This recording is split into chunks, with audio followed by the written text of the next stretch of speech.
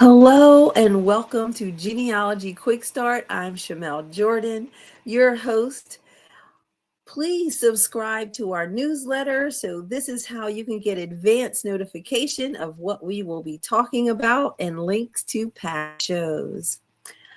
I had the most amazing research week, and I want to share with you because during this week, I just was able to see two things. One, you should never research by yourself.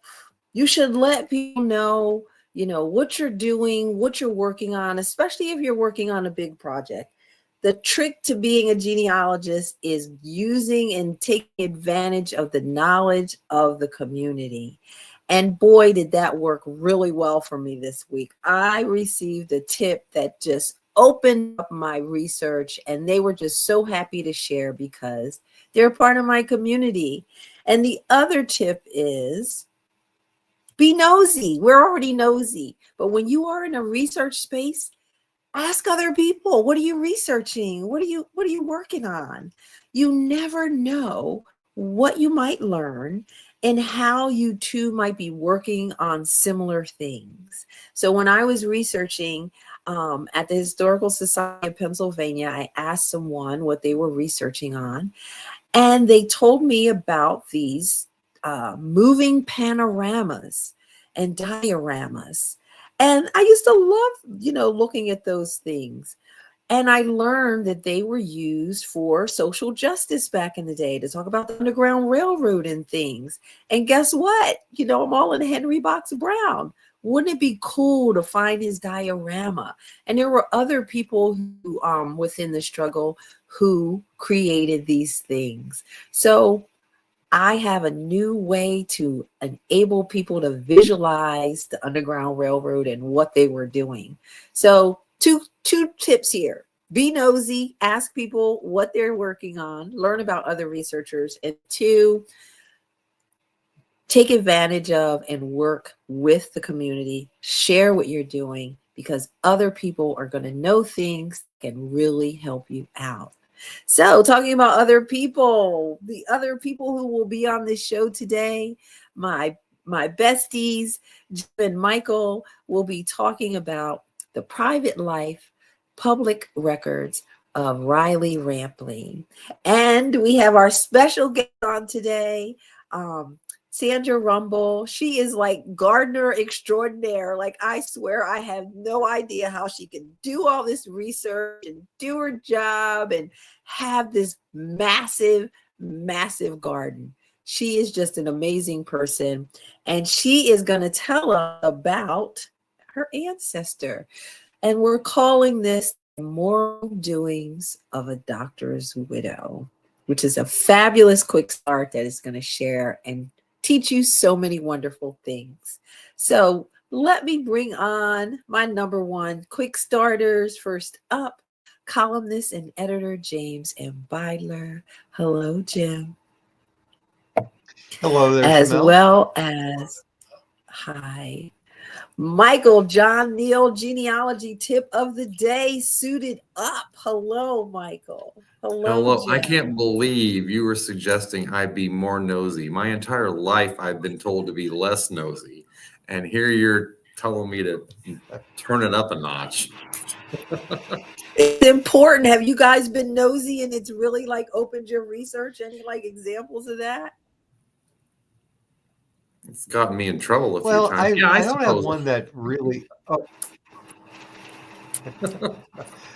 I at times, there'll be somebody they turn out to be a cousin, and you've been researching next to them. So That happens. I hear that a lot when I'm in like big places, especially like the Family Search Center in Utah. You hear that all the time. All right, we have a four keys on one branch today. One of Michael's ancestors. I love this. Private life, public records, Riley Rampley.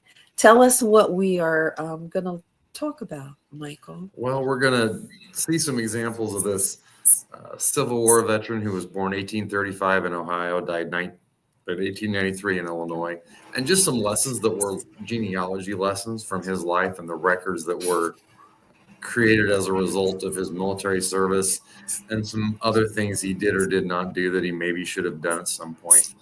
We're just going to notice some things we might have overlooked and opportunities for discoveries like usual. Fantastic. I like this different version of a quick start because it allows us to kind of just look at one person and dig into what we can find on that one person. So thank you for coming up with this. I think it was Jim came up with this. Jim's always good with the ideas. Hey, out there, please, I forgot to say, where are you?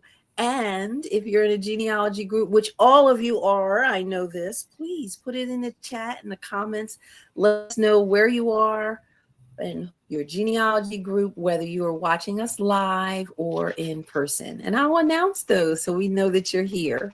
All right, Jim and Michael, are you ready for your 4 keys on one branch? All right. So step 1 is, this is just our person. So his years are 1835 to 1893.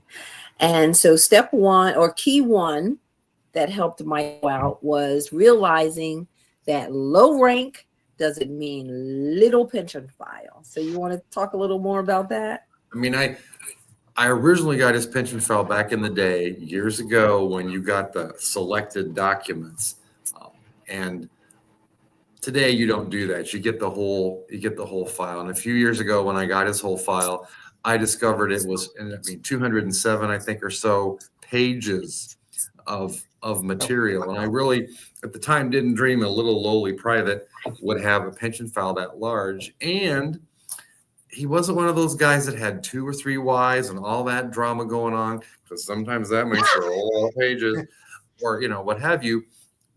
As we'll see, it was just his wife, his widow, got denied and denied and denied, and God bless her, she just kept trucking, applying and reapplying until they sent a special examiner out.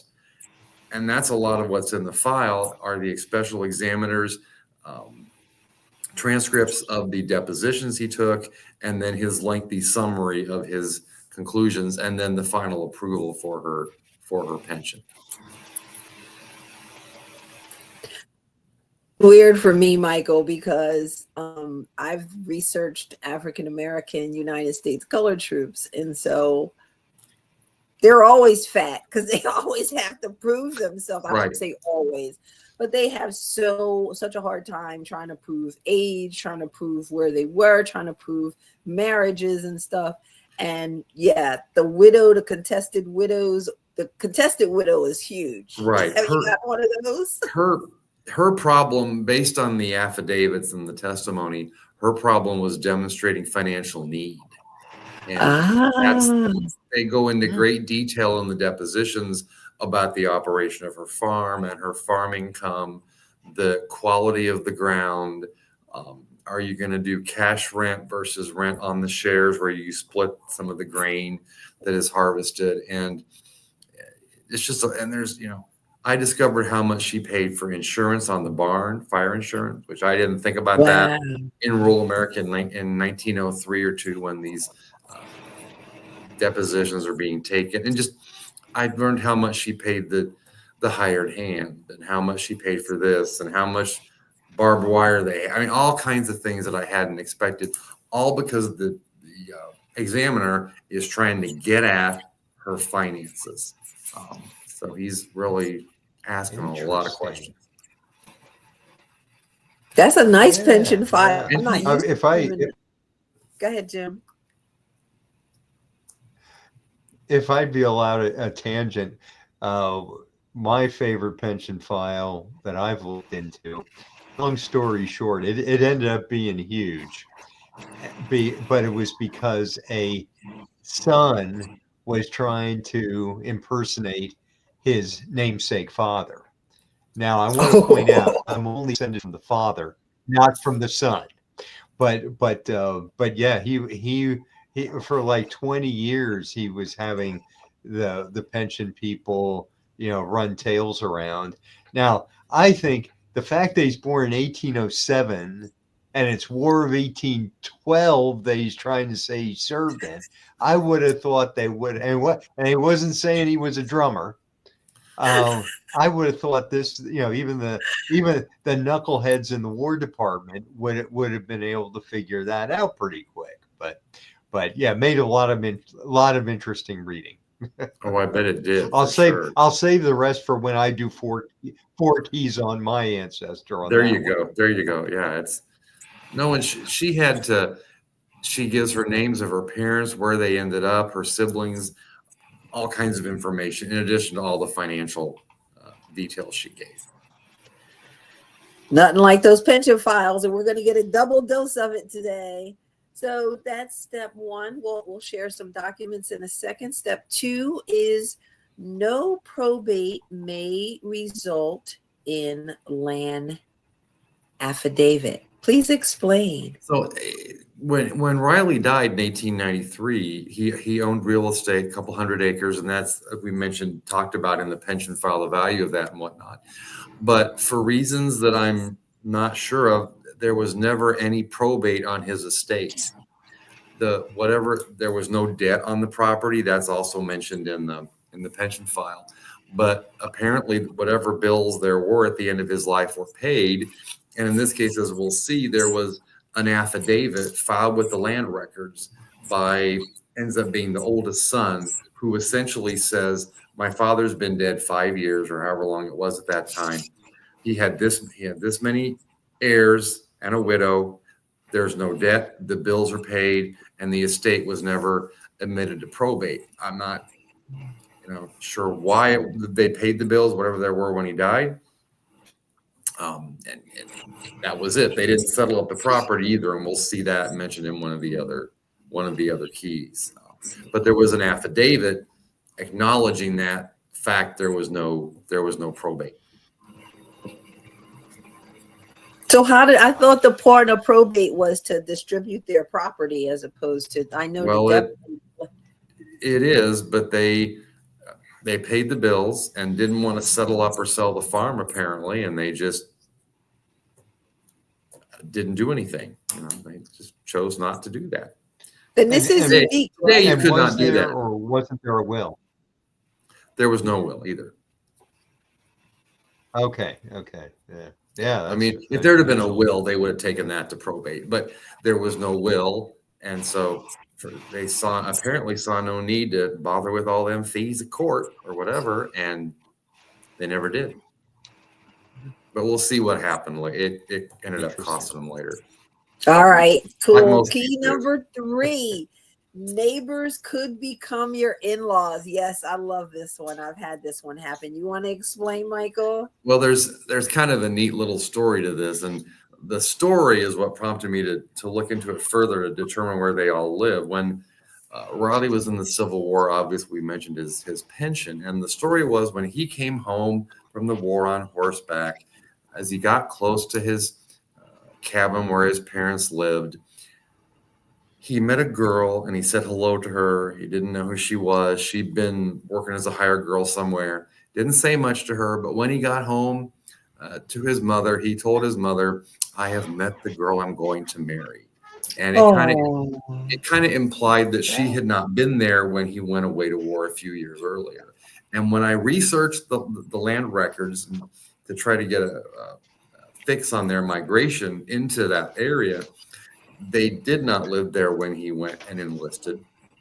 They bought the property about a year or so into his time in the service, and it butted right up against where his family's farm was at. So it's very, the story is the story, but very possible that he was riding home and went right through her pa's property, and there she was walking home from where she'd been serving. But he did wait. They didn't get married until 1867, so it wasn't an immediate marriage. But that was the story, and the records didn't prove the story, but the records were consistent with the story, which is better. Consistent with the story. I like that. Better than nothing, All right, we're going to get to the documents in the second, right after this last key. which is no estate plan can cause problems later. That's what you're talking about with the exactly. I mean, we are not lawyers. I want to make that clear. So we're not giving anybody legal advice. Today, no estate plan can cause problems. But for Riley in 1893, when he died, because there was no will and they never probated the estate, in 1907, his widow wanted to sell the farm. And the problem was she didn't own it by herself. She owned it jointly with her. Eventually, it was just 10 children. And one of those children was a minor under the legal age of majority, could not sign a deed in his own name. And Nancy wasn't waiting till he got of age. She was going to sell that. And so what they had to do was, he couldn't sign a deed, so they had to have a partition suit. She and a couple of her children, including the younger one, sued all the rest of them. You know, Okay. that technically a friendly suit. They weren't really arguing with each other, but they probably went to a JP or a local attorney, said, we want to sell this. And he said, Virgil ain't old enough to sign a deed. You either got to wait or and she said, I ain't waiting. So lawyer said, you're going to have to, this is your option. And so there was a partition suit where she sued her other children. The judge said, we'll sell it. And then it was sold. It was sold at auction, and she got her third, and her children split the rest of it amongst themselves. All right, let's look at some records. What do we have here, Michael? Well, this is just a partial screenshot of the images from this pension file. This is just part of it because there were a lot of them. And this is one where, I'm going to transcribe all these documents. I'm going to type every page.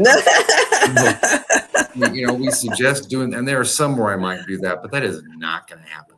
That is not going to happen. That is not going to happen. I don't care how many methodology classes I take. That is not going to happen. But what I did, I made a chart to kind of organize things a little bit. And so I've got a column here for the image number, a column for what document it was. That's just kind of my summary of it, or maybe the title of it if it has a title. I wanted to sort them by day, month, and year. So I broke out 3 columns for that. The main name in the document, and then some comments. I also probably should have added another column for any other names on that page. And then this chart, I'm not going to transcribe them all, but this is handy because if I've taken the time to do this and later I think back, there was a page in that where Riley mentioned his father. I know I saw that somewhere, but because I was too lazy to transcribe it, I can't find it that way. But if I put that in one of these columns, I can just do a search, poof, oh, it's on image 200 and whatever. I can go look at it right away instead of having to read through all of those to find it. It's going to save me time in the long run. And it's, I think, a better alternative than transcribing every page of those, especially all that medical nonsense, because there's a lot of medical stuff in there too. And I love is doing because there's so many depositions in some of these from their people that were in the service with them. Right. And I like to pull out the cool, the comments that their quotes from them and put them in these tables. I love doing tables because it does. When you have those huge, giant, 207 pages is a lot. I thought mine was big, but that's humongo. This way it facilitates use of them without being so. It's like your table of contents. Exactly. All right. What do we have here? This is that affidavit that was filed by, in this case, it's the oldest son, but it probably didn't have to be the oldest son. But he's just simply saying, father's estate was never probated. There's no debt on the property, so the title is still clear, if you will. I think it's survived by a widow and 10 children. What's kind of cool, and this is why you always got to look at the dates of things. He died in 1893. This was done in 1898. And it says mother of the affiant and 10 children. Ooh. But at the time Riley died, there were 11 children surviving. And between the date of Riley's death and the date of this document in 1898, one of the daughters died as a teenager. So it just goes to show you always want to, because when I first saw that and I saw 10 kids, they didn't have 10 children, they had 11. And then I thought, well, let's look at the date that this thing was recorded. At the time it was recorded, there were 10 heirs. And again, in this case, they're not concerned about how many children they had altogether, only the ones that were surviving. And it might have been a little bit different if the deceased child had children, but she didn't. So, of course, the deceased child mattered to them, but the deceased child without heirs doesn't matter to the court or to this Right. because it's concerned about the heirship and the ownership. Yep. And what was interesting about this, it doesn't mention where his property was at in this document, in this affidavit. Nowhere does it give the legal description of Riley's property at all. But on the left edge of the document, this is filed in the deed book. On that deed book in the left column, if you go to the next slide, then it's got a real quick synopsis. It doesn't give the full legal description, but it says, oh, and this is good because you're not in front of me. If I go, you're not going to hear me spit or see me spit. It says PT. You see those 3 PTs. One's PT, and then the next 2 have ditto marks below them. It's southeast of section 11, northwest of section 12, southwest of section 12 in township 3-8. Cool. So that was in there for an abstractor or a title searcher to know that it impacts that property, and this son is saying there's no legal encumbrances to it. And then the clerk has indicated where the property was at, just to make that clear, because it's not stated in the document itself for whatever reason. Nice. That's and where did you get this document from, Michael? This was in the deed book. And okay. I think William is kind of, when we talk about grantor grantee indexes and finding things, William is the grantor because he made the affidavit. It's not really a deed because there's no, it's not a deed. Right. But he's the grantor because he made the affidavit. I probably found it in federal land states. Many of the counties will have what's called a tract or parcel index that indexes land records based on their location. Okay. Not based on buyer or seller, but based on the geographic location of the property. And I think that's most likely how I found this, because the family had owned this property in those areas for quite some time. I wanted to pull all the documents, and most likely what I did, I was looking in that tract index for those locations you saw on the left part of that. And that was whenever I see affidavit listed as the type of document, that just screams to be looked at. So I listened to the screaming in my head and I looked at it.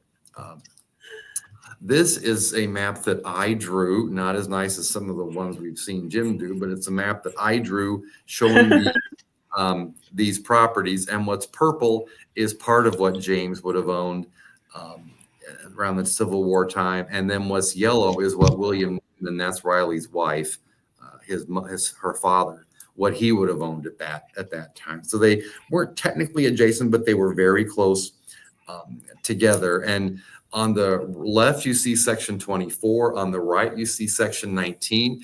And yes, those 2 sections do border each other. I realize that 19 is not immediately followed by 24, but that the blue there indicates, I don't know why I have to do the hand motions. You're not right. It looked good. The blue indicates the township line. And so on the left is one township, on the right is another. And then that's why the numbers aren't consecutive, because it's the 24 is the left end of that township and 19 is on the right or the west end of that township. So they do border each other just because of the numbering, if you're familiar with how townships are numbered in federal land states. So they Yeah, did this is work. great. I like doing this because it's a great visual. We're not all as fancy as Jim. You're right, but we can And aspire. it's inspiration is what it is. We all need some of that. This is the fat partition case. The jacket for that was filed when Nancy wanted to sell the farm, and you can see Nancy Rampley et al. Versus Charles Rampley et al. I just like to picture the cover because it was kind of neat. It is pretty cool. Gave me a perspective of how thick the actual file was.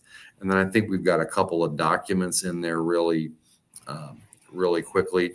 This was pretty cool. It was in the actual file. This was a copy of the sale bill that was posted. Nice. The master is referring to the master in Chancery. The judge, Chancery Court was the local court of equity that would have heard a case of this type.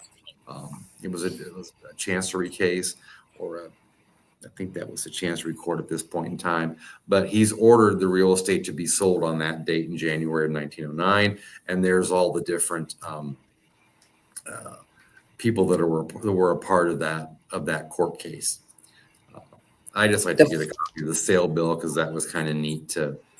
No, that's super cool. The fonts are freaking great. That one at the bottom, those are fancy. Yeah, you got to justify that bill you send to the court to get paid.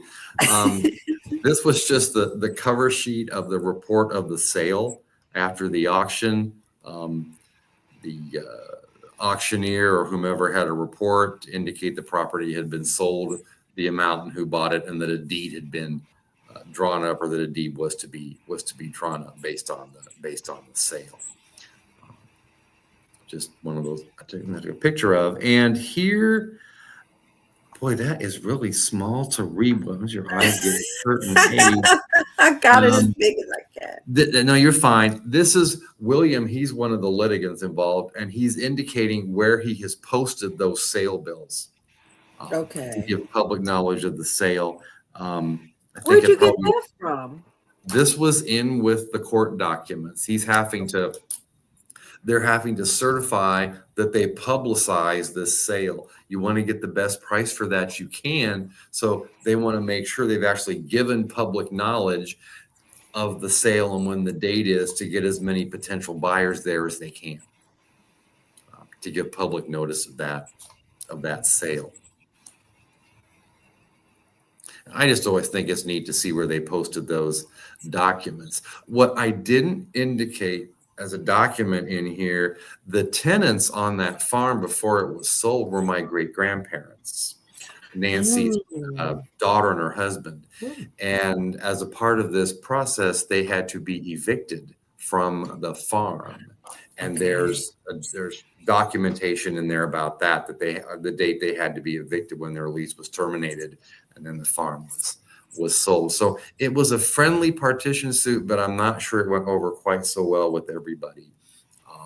Because I had never heard that they got evicted from that farm, but it was buried in one of the legal documents that they had to be evicted before the sale could take place.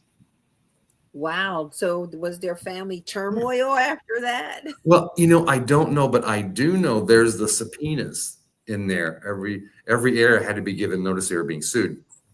And my great-grandparents never left the county, but on the subpoena for great-grandma, it says she could not be found, and her husband received the subpoena. And I have wondered if what I think happened was she was not happy about it, and when the sheriff came to the door, she said, "Charlie, you're taking care of it." And I don't know that, but I because it says she couldn't be found, and they, she would have been there.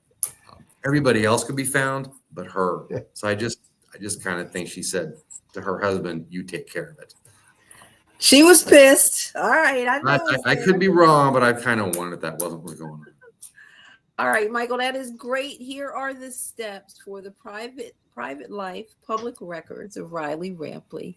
Key one is low rank, doesn't need little pension, 200 plus pages. Number 2 is no probate may result in land affidavit. Number 3 is neighbors could become your in-laws. And number 4, no estate plan could cause problems later. Thank you so much. Thanks, guys. All right, let's get ready for our special guest.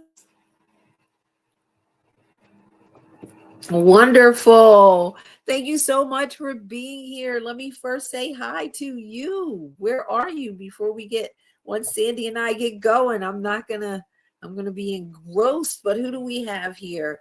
We have Jean. Hello, Jean from Collegeville. Nice to see you. Hi, June Hall from Shaker Heights, Ohio. AAGS Cleveland, Dr. Debbie's group. Hello, I'm Dan Lee. Good evening from Marie. Hi, Marie from Central Maryland, Oggs, and PG, Maryland. I love PG County. I just love PG County. Oggs, thank you for being here. Did you have fun in Charleston? Hi, Joyce Ann Haney. I hope I said that right, from Little Rock, Arkansas. And the president is here, President Valerie Ann Lutz of the Genealogical Society of Pennsylvania. Hi, Paula Moen from down the road in West Deptford. And hello to you, Gary Franklin from Toledo, Ohio. I saw pictures of you, Gary. It looks like you were having fun. All right. Without further ado, I'm so excited to have her on this show. Let us bring on special guest, Sandy Rumble. Hello, Sandy. Hi, Shamel. How are you? I am so excited to have you on here. I'm excited to be here. I get sidetracked. I want to ask you, what is your genealogy origin story? How did you get started, and when you knew you were hot? My mother passed, and my grandmother was diagnosed with dementia. We all knew. Like, this is not out of the blue. But the doctors told us that we needed to, for her mental health and to help retain her memory, create a book of her life and identify the key people and key events, and do it in such a way that anybody could sit down and talk to her about events in their life as if they were there, even though they were 40 years before they were born. And a couple years into that, I decided to stick with it. I'm glad you did. And what an endearing entry into family history research. So I love that. And I think that in itself is a quick start that we should think about doing at some point, because I think that we would all benefit from learning how to do that. So Sandy, we are doing this quick start. That is so cool. You have the coolest quick start. It is different. So let's talk about your quick start, the immoral doings of a doctor's widow. And isn't it funny how Michael and Jim talked about a point that's going to be in yours? So we'll talk about that. So just tell us about your ancestor who was this widow in a general sense. So the widow is married to my husband's great uncle, fourth great granduncle, and he serves in the Civil War. And along the way, there is some family ruckus, some separation, and we start to look into why, and we discover the answer in the most unlikely place. The pension is not where you expect to find all the family dirt, and we find a lot of family dirt. So, and I believe that the moral of this episode is the pension is the reality show of genealogy. It can't be beat. Those special investigators, man, those detectives, you can't beat what they uncover. That might be a good perspective to write kind of like a story on. But let's go ahead. Are you ready to get started with your quick I'm ready. Start? Ready when you are. Let's get started with the immoral doings of a doctor's widow.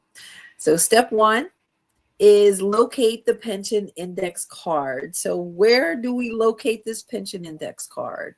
It's going to be online. It can be on Family Search, Fold 3, Family Search, Fold 3, and Ancestry. And these pensions exist for the Revolutionary War all the way forward. Now, when we get into the 20th century, we call them something different, and we have to deal with the VA, a whole different can of worms. We don't want to talk about them. We don't want to talk about them. But for the Revolutionary War, all the way up through the Spanish-American War, including Indian conflicts on borderlands, the Plains Indian Wars, they're all available. Fantastic. So these cards that we're going to show you in a second, they are mistakenly called Civil War pension cards, which Craig Scott told me to stop saying a long time ago. So thank you, Craig, for alerting me that there are other wars in these cards. So you're going to get that card. It's available for free on Family Search. You can go to Fold 3 and Ancestry as well. Step 2 is then to, and I want to say this. I say this to everyone, and I'm sorry if you are stepping into your quick start, but anyone who could have been of age, whether you had a story about a Civil War ancestor or not, even if they were as young as 14 years old, you want to search for them in these pension index cards. All right, that's my commercial. Step 2 is to request the pension from NARA. So yes. Is there a way to do it? Because Michael was talking about some special, like where they give you pieces of it. We need the whole thing. Well, and that's the thing is we need the whole thing. So you can hire a researcher to do it, or you can pay the National Archives, an employee there, and they'll ask you if you want like the key 25 pages or you want the whole thing. And the key 25 pages is an employee at the archives who goes through and picks what they think is the most important documents. But I've had cases where they'll leave out a private law, or we need that one affidavit from the sister-in-law who was at the wedding to connect them to the family, like that we have the right family. But we didn't get it because we only got part of the file. All right, so get the whole thing. Whole thing. There's no call to actions on public access, so we can't, say that. But you want the whole thing out there you could do. Get the whole thing.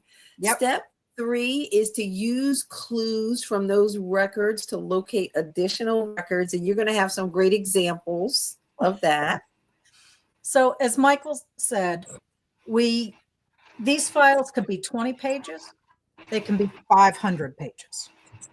So the first thing we do is kind of quickly skim it and look for county letterhead. If the local government's involved, we want to know what they obviously had something to say. So we want those records. If it's the state government, the same. If it's Congress, we really want those records. So we look for these clues and say, give us the records because they're part of this whole thing. They were involved in some way in this pension. Fantastic. So that's step 3.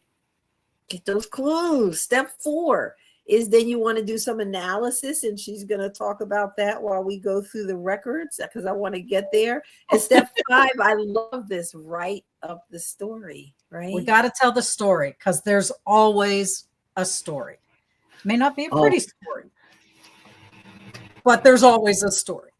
Or as cool as this story. So let's share this pension index card. Talk to us about this card. So on the date of filing column on the left-hand side, got to look at that hand. On the left-hand side, we see a date. And in this case, it's listed next to the class widow. So we know immediately that the widow received this pension starting October 18th, 1888.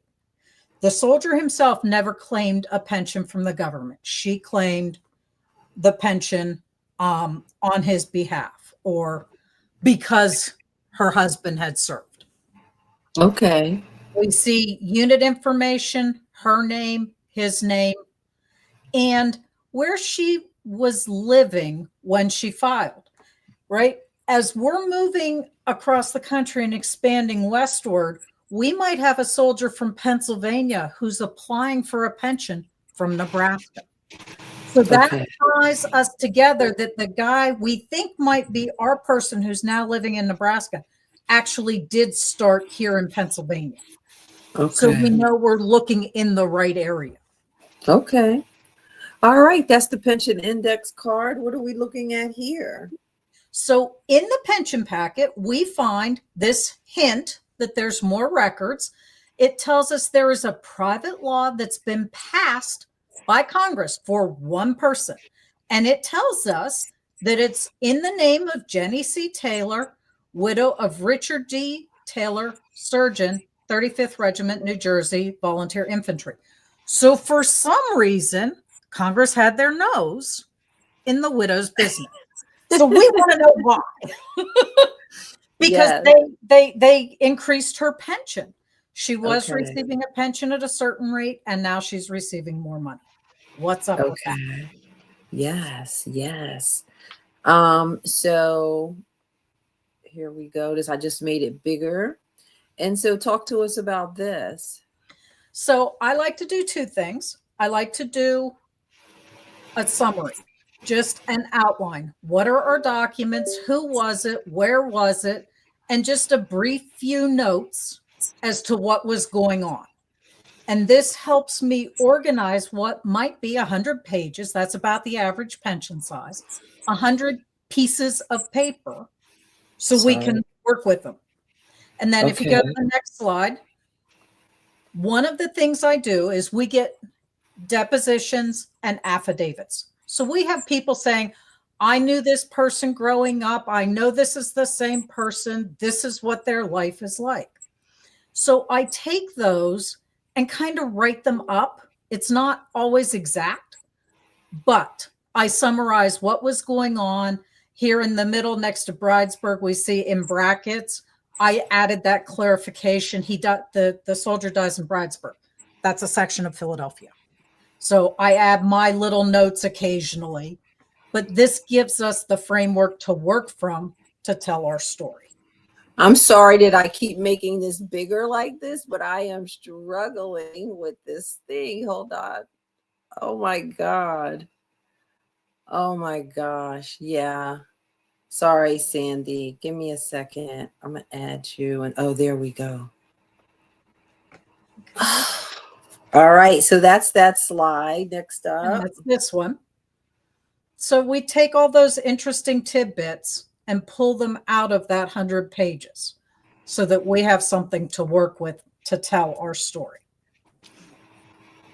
All right. Let's see. Next slide. Sorry, I totally lost my controls. Okay, you have this not a good marriage. What's this about? Okay, so we're talking about our immoral widow who goes bankrupt. And so this starts with a not very good marriage. So it begins with the marriage of Dr. Richard Taylor to Jenny Corwell from Lambertville, New Jersey, 12 September 1865, shortly after the Civil War ends. And by all reports from people they talked to, this was not a good marriage. And so when the Pension Bureau investigates Jenny, she says, I'm the person. I was married to Dr. Taylor. We married at my parents' residence in Lambertville. My dad, who's deceased, was Alexander. And about a year after my marriage began, my parents rescued me from my husband. My husband had bad habits. He's drinking, maybe doing some drugs. He gets really loud and maybe takes a swing or two. It's just not good. So my parents rescued me, and I never go back to living with him. When he died, though, I went to his funeral. Okay. I went to his funeral when he dies 7 years later from all these bad habits. But we never divorced, because if they divorce, she's not entitled to his pension. Anything. Okay, she's playing the long game. That's what you're saying. She's playing a long game. She's an educated woman. And so the Pension Bureau writes his brother, who was also a doctor, and says, what's up with this? What's the story? And the doctor, William, writes back and he goes, the separation was the fault of both of them. The marriage didn't seem like a congenial one. And they boarded at a hotel, and he claims she was always flirting with these strange young men. And I'm very sorry to say that my brother was intemperate, so he's bad-tempered when he's drinking. Yes. And he had all the qualities of a good man and a good physician, but this was his big fault, and it led to an unsuccessful life. They were never divorced. But as far as I know, I've never heard of any questions about her chastity or being immoral. As far as I know, she's a good woman. All right. So this is what they're just okay. So this was not a good marriage. So we roll forward 30 years. In March of 1900, Jeffrey Bentley writes to his congressman and says, Mrs. Jenny Taylor, she's destitute circumstances, having lost a large amount of money in the Chestnut Street Savings Fund. What's that? Okay.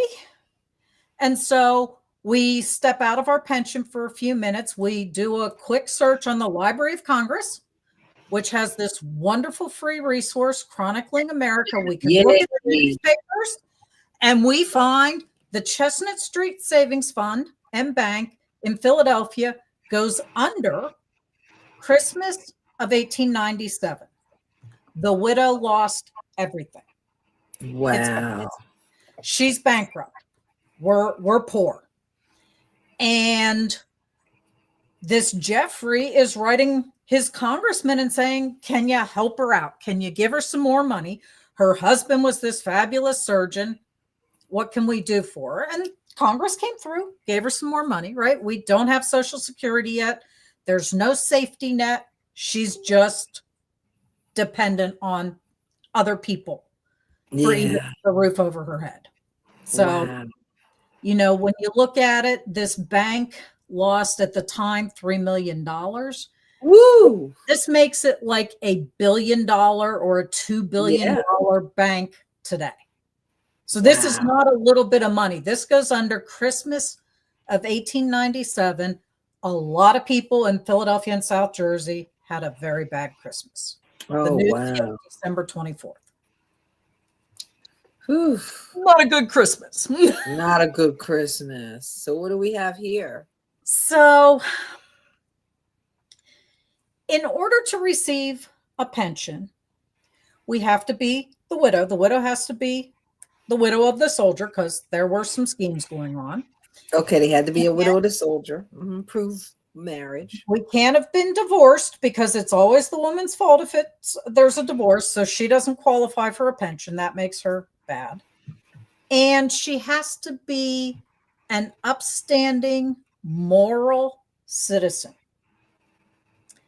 So what ends up happening, and this is a cycle, right? The government goes through this cycle. We're always concerned about fraud. People are getting benefits they're not entitled to. This happened 250 years ago. It happens today. Well, Jenny gets caught up in this. Somebody gets a little peeved and starts writing to the government under multiple names, claiming she has thousands of dollars in the bank because this lady doesn't know she's lost her savings, right? She's a doctor's widow. So she's got the clothes, the appearance, the manners. She's educated. She has $2,000, a horse, and she's been meeting a man at this woman's rooms at 719 Callow Hill, and she's 62 years old. She's very immoral. Okay, so one letter the government ignores. We start getting multiples. We send out the special investigators to go, what in the world's going on? Like, what's up with this? Because we don't pay for immoral women. Yes. So, Look at all these people ganging up on her. I think she's a con woman. But anyway, so we go through all of these affidavits. Jenny's immoral. She's alleged to have lots of money that we know from 2 years earlier she didn't have. She lost it all. Yeah. And Mrs. Ethel Carr, who's also Mrs. Matthews, who's also somebody else, was chasing Jenny around Philadelphia with a horsewhip, saying she was going to kill her. And the claim was she stole Ethel's husband, who it turns out she's not actually married to. They're a con man and woman. And so they're targeting what they think is this wealthy widow. Yes. She has her arrested. Oh my God. And the lady's mad at her. So she starts writing letters under different names to the government claiming Jenny's stealing her husband and shacking up with men and, and getting married under false names. She just spews anything to ruin this woman's life. So, I mean, did you say she's sending under different names and stuff? She really wanted her. These are real mean girls. These are like she's mean. She's 19th century mean girls. Yes. We just write letters under different names and the government buys it. And we have friends who are of doubtful reputation. Our sister, we live with our sister. Her sister runs a boarding house, so she rents a room from her sister. And her sister has a great reputation. The doctor's brother has a good reputation. And then we find the special investigator talked to Jeffrey Bentley. He's the guy who helped her get the pension from the government, from Congress, to increase her pension.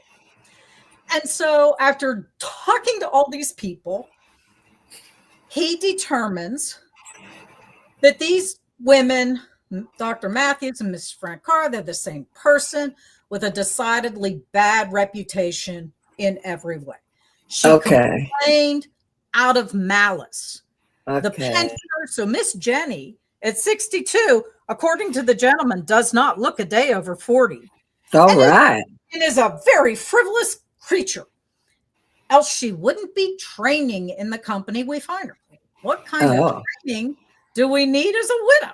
Right? Right.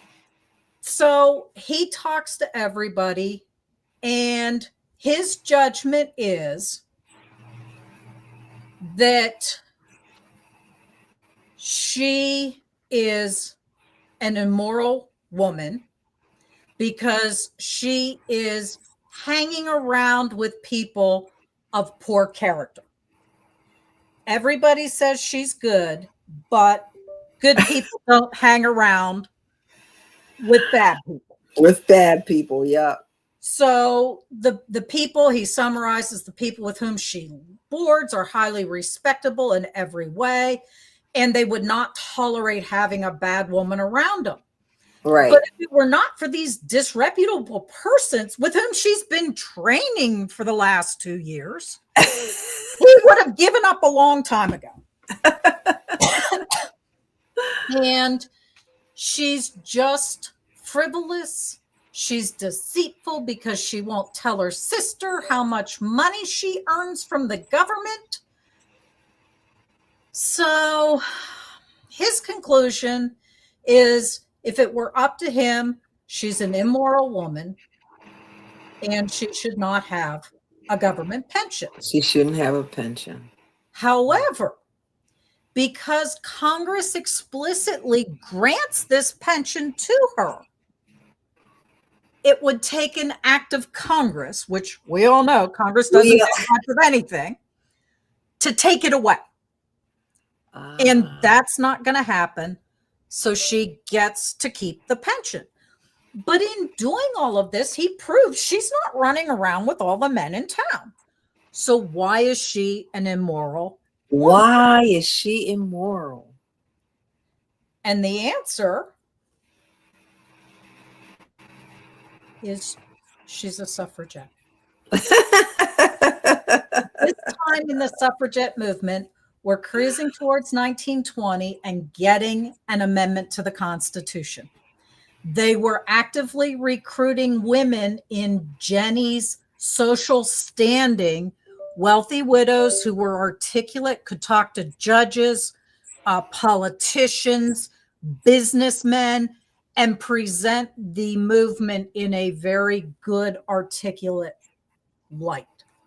And so Jenny's immoral dealings was because she was a suffragette, which today we love, like you and I, we have the right to vote because of the suffragettes. We have the right to work because of the suffragettes. Hold on. Yes. Anyway, we have so much. We celebrate the suffragettes, but We at the time, they were lower than low. They were thought of as being as evil as prostitutes. And I watched old movies and reading stuff where the women who were on the other side, you know, like their husbands telling them that they should be, you know, tarnishing these women. I mean, why wouldn't someone want the right to vote? It's just absolutely insane to me. But there was a lot of hatred and a lot of smearing that went on. And I can't believe they had to hide. They had to hide to do their work. So, bravo, immoral woman. Crazy. It's crazy. And that'd be my final point, is we can't bring how things are today to our historical research. If we look at it on the surface, it seems crazy. But once we research and understand what's going on socially, then we understand why the government considered her activities immoral. So you're saying don't use our 21st century lens on the 19th century research. Yeah. Yeah. It's amazing how much it changes. It does change. And I love the pictures of the suffragette. I mean, we preserve their houses and stuff now. And so it's really hard to believe or realize how dangerous the work was that we are allowed to vote today. Like my kids would be like, wait, haven't women always voted? Yeah, no. We just passed 100 years. We're only at 125 years. In a 250-year-old country. Yeah. It's pretty scary. I love this quick start. Sandy, thank you for sharing this with us. Let's you're very welcome. Steps for, that's not it. Let's go through the steps for there we go. Immoral Doings of a Doctor's Widow. Step 1, you want to locate the pension card. Step 2, you want to request the pension from NARA. Step 3, you want to use the clues that you find to locate additional records. That's how we learned that this Chestnut Street Bank was like $1 billion in this day money collapse. Step 4 is to analyze everything that you have. And step 5, write up the story. How did you write this story up? What did you do to document all of this great work? I just take my abstractions and then pull it into a story so that it can be understood. Note when I've stepped out of the files to pull in that other research, like the bank. Or we don't think about banks going under. That's what FDIC is for, right? We're insured if the bank goes under. This is why we're insured. This is why we're insured. Might take months to get our money, but we do get it. And then just pull it into that narrative, picking those key parts, the juicy parts. Sandy, thank you so much. Everyone, go look at those pension cards. Anyone that you found in 1870 that could have been an age to be at the Civil War, look them up. And they're not just for the Civil War. That is our tip for the day. Go have fun with those pension cards. Sandy, we appreciate you. Take care.